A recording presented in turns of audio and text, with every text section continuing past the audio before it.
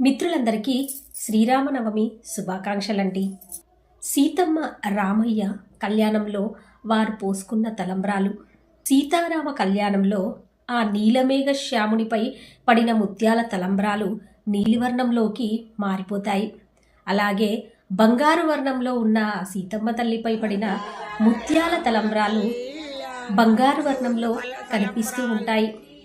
అలాంటి పరమ పవిత్రమైన సీతారామ కళ్యాణంలో వారు పోసుకున్న తలంబ్రాలు మన ఇంటికి తీసుకుని వచ్చి, మన ఇంటిలో ఎవరైనా, మన ఇంటి సభ్యులలో ఎవరికైనా కళ్యాణం కాకపోతే ఆ తలంబ్రాలు వారిపై చల్లి కళ్యాణం కావాలి అని మనం సంకల్పం చేసుకుంటే వారి కళ్యాణం జరుగుతుందని మన నమ్మకం.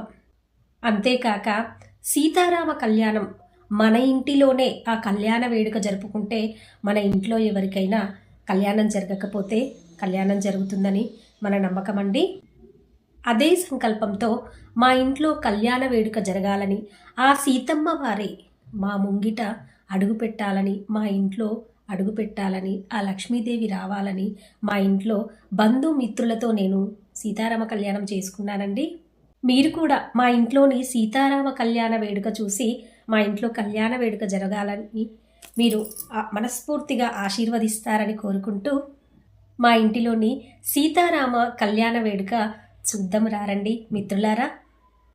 ఇక వీడియోలోకి వెళ్దాం రండి. నేనైతే ఒక సంకల్పంతో మా ఇంట్లో సీతారామ కళ్యాణం చేసుకుంటున్నానండి. మా ఇంటిలో గత 10 సంవత్సరాల నుండి ఎదురు చూస్తున్నాను కళ్యాణం జరగాలని. కానీ నేను ఎదురు చూసిన కళ్యాణ ఘడియలు మా ఇంట్లో ఇంకా రావటం లేదండి. అందుకే ఆ కళ్యాణమే సీతమ్మ రామయ్యలకి చెయ్యాలి అనుకున్నాను. మా కుటుంబ సభ్యులని, మా మిత్రులని పిలిచి సీతారామ కళ్యాణం జరుపుకున్నాము. ఆ పరమ పావనమైన నీలమేఘ శ్యాముడిని కళ్యాణ తలంబ్రాలు, రాముల వారి తలంబ్రాలు మా ఇంట్లో పడితే మా ఇంటి సభ్యులలో మా ఇంటి రామయ్య కళ్యాణం జరుగుతుందని, మా ఇంటికి ఆ సీతమ్మ తల్లి వస్తుందని గట్టి నమ్మకంతో నేనైతే ఈ కళ్యాణం జరిపిస్తున్నానండి. రామాయణంలోని శబరిమాత పట్టుదల ఎంత గట్టిదో గత వీడియోలో మీకు వివరించాను.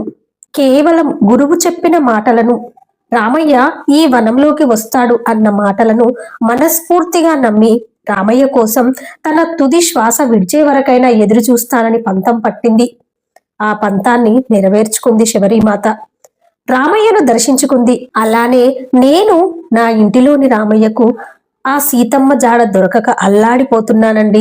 ఆ సీతమ్మ తల్లి నా ఇంటి సభ్యుడైన రామయ్యకు కనిపించాలని, రామయ్య సీతమ్మ చూపులు చూపులు కలుసుకోవాలని, మనసు మనసు కలవాలని, పరిణయం జరగాలని నిర్మలమైన, నిశ్చలమైన, నిష్కల్మషమైన భక్తితో రామయ్య సీతమ్మను వేడుకుంటున్నానండి.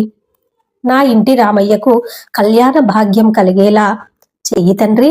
సీతమ్మ జాడ కోసం హనుమయ్యను ఎలా పంపావో ఇప్పుడు కూడా నా ఇంటి సీతమ్మ కోసం హనుమయ్యను వేగిరమే పంపి రామయ్య చూపులకు సీతమ్మ చిక్కేలా చేయి తండ్రి. నా ఇంటిలో సీతారామ కళ్యాణం జరిపించు తండ్రి అంటూ గత 10 సంవత్సరాల నుండి వేడుకుంటున్నానండి. కానీ ఆ రామయ్యకు నా మీద దయ కలగట్లేదు. రామయ్యకు నా మీద దయ పుట్టి నా ఇంటి సభ్యునికి కళ్యాణం జరిపించు తండ్రి అంటూ అనుక్షణం మనసులో రామయ్యను తలుచుకుంటూ ఈ కళ్యాణం జరిపిస్తున్నాను. ఆ కళ్యాణ ఘట్టంలో సీతారాములు నా ఇంటిలో కొలువై కళ్యాణం జరిపించుకుంటున్నారు. ఇక నా ఇంటి సభ్యుని కళ్యాణం జరుగుతుందని నాకు గట్టి నమ్మకం ఏర్పడింది. ఓ తల్లి ఆవేదనతో కోరుకుంటున్నాను. మీరు కూడా మా కుమారుడి కళ్యాణం జరగాలని నా తరపున మీ మంచి మనస్సుతో ఆ సీతారాములకు తెలపండి మిత్రులారా. తినగా తినగా వేము తీయగా నుండును, అడగగా అడగగా వేడగా వేడగా ఆ పరమాత్మ మనసు కరిగి నా ఇంటిలో కళ్యాణ తలంబ్రాలు కురిపిస్తాడని, ఒద్దిగగా పొందిగగా సీతమ్మ తల్లి నా కుమారుని మనసులోకి వస్తుందని, రామయ్య అలా వచ్చేలా చేస్తాడని మనస్ఫూర్తిగా వీసమంతైనా సందేహం లేకుండా నా ఇంటిలో సీతారామ కళ్యాణం జరిపించుకుంటున్నాను. జంట అంటేనే సీతారాములలాగా ఉండాలి అంటారు కదా పెద్దలు. కళ్యాణం అంటేనే సీతారామ కళ్యాణం అంటారు. నా భూతో నా భవిష్యత్ సృష్టిలో జరిగే అనేకానేక ఘట్టాలలో సీతారామ కళ్యాణం కూడా ఒక మరుపురాని, మరువలేని, కనులకు కూడా ఎంత చూసినా ఈ జన్మకు ఇక చాలు తండ్రి అని అనుకునేలా నీ కళ్యాణ వేడుక చూడని ఈ కనులు కనులే కాదు స్వామి అనుకునేంతలా కేవలం సీతారామ కళ్యాణం చూసినంతనే, సీతారామ కళ్యాణంలో ఆ కళ్యాణ తలంబ్రాలు తెచ్చి పెళ్లి కాని వారికి వేసినంతనే చక్కని వరునితో వధువుకు, చక్కని వధువుతో వరునికి కళ్యాణం జరిగి ఆ జంట సీతారాములలాగా ప్రేమ, అనురాగం, అన్యోన్య దాంపత్య సుఖాలకు సంతోషాలు పొందుతారని అనడంలో ఏమాత్రం సందేహం లేదండి. అలాంటి అపురూప ఘట్టం శ్రీరామనవమి, శ్రీరామచంద్రుని పుట్టినరోజు. అలాంటి పరమ పవిత్రమైన రోజున సీతారామ కళ్యాణం ఊరు ఊర, పల్లె పల్లె జరిపించి లోక కళ్యాణం జరిగేలా మనందరం భారతీయులమంతా ప్రతి సంవత్సరం సీతారామ కళ్యాణం జరిపించి ఆ కళ్యాణ వేడుక చూసి మన జన్మ తరించేలా చేసుకుంటున్నాము. ఇంతకన్నా మనకు కావాల్సిందేముందండి? రాముని దోసుటిలో పోసిన తలంబ్రాలు నీలిరంగును సంతరించుకుంటాయట. ఎందుకంటే మన రామయ్య నీల మేఘశ్యాముడు కాబట్టి. అలాగే సీతమ్మ తల్లి దోసుటిలో ముత్యాలు పోసినప్పుడు అవి మిలమిలా మెరుస్తాయట. ఎందుకంటే ఆ అమ్మ బంగారు వర్ణంలో బంగారంలా మెరిసిపోతుంటే ఇంతకన్నా అపురూపమైనది ఈ అవనిలో ఉందా అనేలా ఆ తల్లి పెళ్లి పందిట్లో మెరిసిపోతూ సిగ్గులతో ముడుచుకొని కూర్చుంటే, రామయ్య తండ్రి సీతమ్మ మెడలో మంగళసూత్రం కడుతుంటే చూసి తరించిన కనులకు ఏమి భాగ్యమో, మనకి ఎంత పుణ్యమో చెప్పడానికి నాకు మాటలు రావడం లేదండి.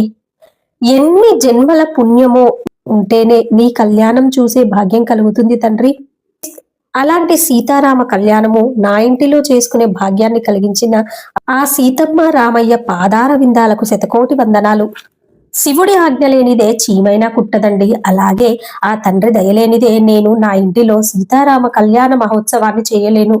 నేను ఆ స్వామి దయతో నా ఇంటిలో సీతారామ కళ్యాణం జరిపించాను. ఇక ఆ స్వామి కార్యమే మిగిలి ఉంది. నా ఇంటిలో నా కుమారుడి కళ్యాణం. నా ఇంటి సీతమ్మ కోసం హనుమయ్యను దూతగా పంపుతాడో, లేదంటే రామయ్యే స్వయంగా వచ్చి నా ఇంటి సీతమ్మకి రామయ్యను కనబడేలా చేస్తాడో. ఇక నా ఇంటిలో సీతారామ కళ్యాణం ఎప్పుడెప్పుడు జరుగుతుందా అని ఎదురు చూస్తున్నానండి. శబరిమాత రామయ్య దర్శనం కోసం ఎలా ఎదురు చూసిందో నా ఇంటిలో కళ్యాణ వేడుక చూడడానికి అంతలా ఎదురు చూస్తున్నాను. నా ఇంటి రామయ్యకు కళ్యాణ ఘడియలు ఆ భార్గవరాముడి దయచేత రావాలని, నా అంగరంగ వైభవంగా సీతారామ కళ్యాణం జరుపుకోవాలని, అందుకు నా మిత్రుల ఆశీర్వాదాలు కూడా ఉండాలని కోరుకుంటున్నానండి. ఎంత చెప్పినా తక్కువేనండి. ఈ జన్మకి ఒక అర్థం పరమార్థం ఉండాలి అని మనం అనుకుంటే సీతారామ కళ్యాణం చూడాల్సిందే. వారి జీవితంలో వారు అవలంబించిన నడిచిన బాటను మనము మన జీవన బాటలో వారి మార్గాన్ని అనుసరించాల్సిందే. తండ్రి మాటకై రాముడు అరణ్యవాసం చేరాడండి. ఒకే మాట, ఒకే బాణం, ఒకే పత్ని అంటూ లోకానికి తెలియజేశాడు.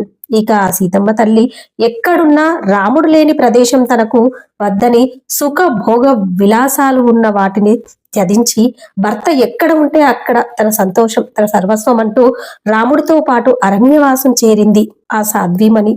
నేటి తరం తెలుసుకోవాల్సింది చాలా ఉందండి. సీతారాముల జీవనయానంలో జరిగిన సన్నివేశాల మూలాలను తెలుసుకోవాలి. కుటుంబ వ్యవస్థ అంటేనే భార్య, భర్త. వాళ్ళు మంచి బాటలో వెళితే ఆ కుటుంబంలోని పిల్లలకి ధైర్యం, నమ్మకం, సెక్యూరిటీ ఉంటుందండి. ఆ కుటుంబంలోని పిల్లలు సంతోషంగా జీవనం గడుపుతారు. అర్థం చేసుకునే గుణం ఉండాలి. తొందరపాటుతో కళ్యాణం అనే ముఖ్యమైన ఘట్టాన్ని, 3 రోజుల ముచ్చటగా జీవితాన్ని అస్తవ్యస్తం చేసుకోకుండా పెళ్లి అనే 3 ముళ్ళ బంధంతో 7 అడుగులు నడిచిన తర్వాత ఈ జన్మకు ఈవిడే నా సర్వస్వం, ఈయనే నా పరమార్థం అనుకొని ప్రతి పడతి గృహిణి అనుకుంటే, ప్రతి గృహస్థుడు యజమాని అనుకుంటే, లోకమంతా ఆ సీతారాముల బాటలో నడిస్తే ఎంత బాగుంటుందండి. మనం ప్రతి సంవత్సరం సీతారామ కళ్యాణం చూసి ఆనందించడమే కాదండోయ్, వారి జీవితంలో వారు నడిచిన బాటను, మంచి మార్గాన్ని మనం మన జీవితంలో పాటిస్తూ మన భారతీయ సంస్కృతిని, సనాతన ధర్మాన్ని ముందు తరాలకు అందించాలని, కుటుంబ వ్యవస్థ కాపాడుకోవాలని, పిల్లల భవిష్యత్తును బంగారుమయం చేసుకోవాలని సీతారామ కళ్యాణ వేడుకలో మనస్ఫూర్తిగా సీతారాములను వేడుకుంటున్నాను.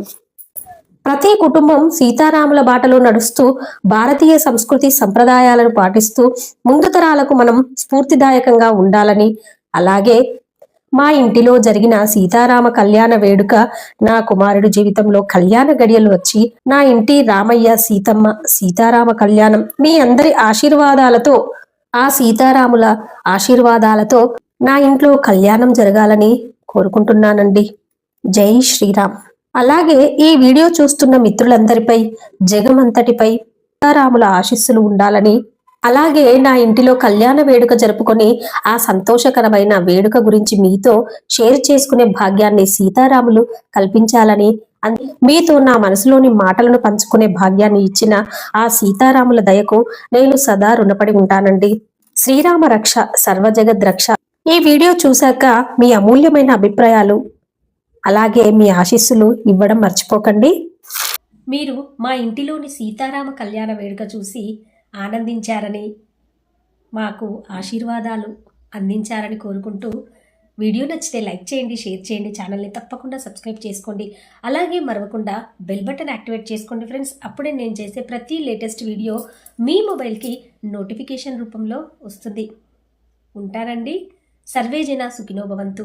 లోకా సమస్త సుఖినో భవంతు.